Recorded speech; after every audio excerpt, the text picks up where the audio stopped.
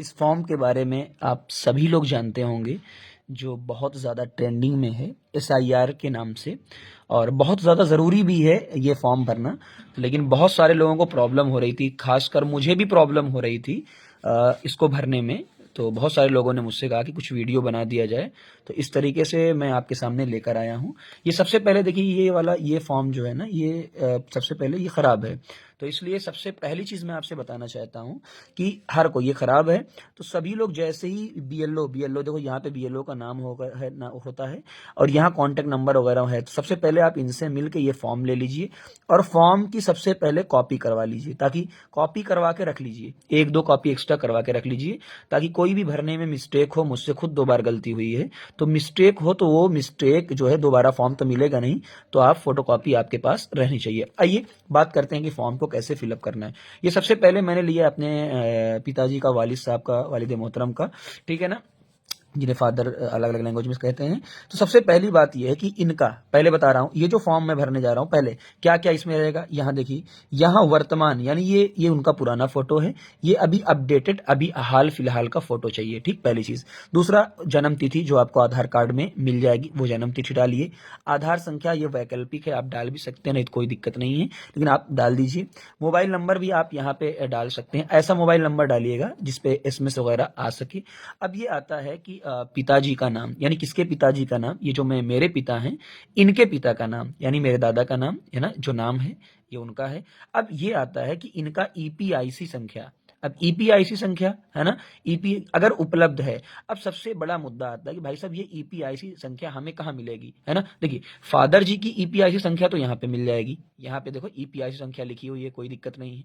लेकिन ये इनकी ईपीआईसी संख्या कहाँ मिलेगी, तो आइए हम देखते हैं और भी जो चीजें भरनी है यहाँ पे। तो ये आपको बीएलओ के पास से लिस्ट मिल जाएगी, ये बीएलओ के पास से क्या मिल जाएगी, आपको लिस्ट मिल जाएगी। तो मैंने देखा कि मेरे जो दादा थे, है ना, इनका नाम ये है और इनका ईपीआईसी संख्या देखिए यहाँ पे लिखी हुई, तो मैंने हाईलाइट कर लिया है, ठीक। ये आपको कॉपी वहां से ले लेनी है।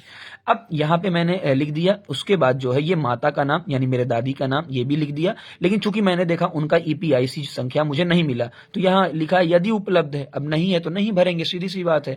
उसके बाद आया पति या पत्नी का नाम, है ना। तो अब यहाँ पे जो है इनकी पत्नी का नाम ये है, ठीक, यानी मेरी माता जी का नाम, और उनकी ईपीआईसी संख्या ये है। ईपीआईसी संख्या यानी माता जी की भी ईपीआईसी संख्या उनको मिल जाएगी। इस तरीके से माता जी का कार्ड मिला है तो माता जी की ईपीआईसी संख्या मिल जाएगी। अब आगे, अब ध्यान से इस बात को ध्यान से सुनिएगा। अब चूंकि पिताजी जो है बहुत पुराने हैं, तो 2003 में जो है 2003 में जो एसआईआर वगैरह हुआ होगा 2003 में, ठीक, वहां पे ये मिल जाएगा, ये इनको डाटा पूरा मिल जाएगा। आइए बताता हूँ क्या क्या डाटा। सबसे पहले देखिए, उनका नाम मैंने फिल कर दिया। अब समझना फिर से ध्यान से, जिनका 2003 में एसआईआर है, यानी जो पुराने लोग हैं, जिनका इस वाली लिस्ट में 2000 बता रहा हूँ, इस वाली लिस्ट में नाम है, उनको इस साइड भरना है, बाईं साइड। और जो हम सब हैं, बच्चे हैं जिनका नहीं हुआ था, उनको इस साइड भरना है। उसका मैं अलग से वीडियो बना दूंगा, ठीक। चलिए, तो यहाँ ईपीआईसी संख्या मैंने अभी आपको बताया कि ईपीआईसी संख्या यहाँ मिल जाएगी, फिल कर दिया।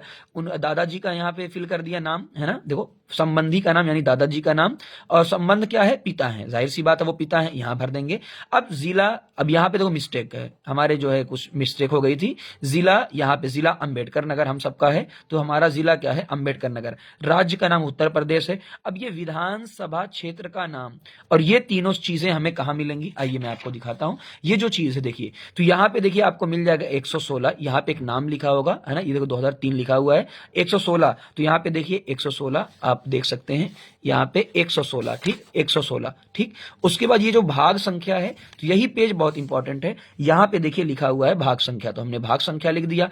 उसके बाद यहाँ पे पूछा गया है क्रम संख्या। अब ध्यान से देखिएगा, जो 2003 वाला एसआईआर है, जो 2003 वाला एसआईआर है, उसमें क्रम संख्या क्या है, तो यहाँ पे देखिए, यहाँ पे लिखा है क्रम संख्या। तो मैंने देखा कि मेरे फादर जी का ये मकान नंबर है, ध्यान से देखना, ये मकान नंबर है। यहाँ पे क्रम संख्या 454 लिखी हुई है, 454 लिखी हुई है, पुरानी 2003 के हिसाब से। तो आपको क्रम संख्या यही डालनी है। कई लोग मिस्टेक करेंगे कई लोग मिस्टेक करेंगे। क्रम संख्या ये वाली, ये नई वाली है भाई, हम 2003 के हिसाब से भर रहे हैं ना, तो क्रम संख्या आपको ये डालनी है और यहाँ पे उनकी सिग्नेचर हो जाएगी। तो मुझे लगता है कि आपको बातें समझ में आ गई होंगी। इस वीडियो को बहुत ज्यादा शेयर करिएगा ताकि सभी तक ये बातें पहुंच सके, ठीक है ना। अच्छा, एक चीज और बता देता हूं, जब हम माता जी का भरेंगे तो माता जी में क्या होगा, ये देखिए माता जी में यहाँ मिस्टेक हुई है, यहाँ हालांकि डाल सकते हैं बट यहाँ पे क्या रहेगा, माता जी जो रहेंगी उनके पिताजी का नाम रहेगा, उनका ईपीआईसी अगर उपलब्ध है, माता जी की जो है उनकी माता का नाम रहेगा, और यहाँ पे जो है माता जी के साथ साथ ये आ जाएगा आपको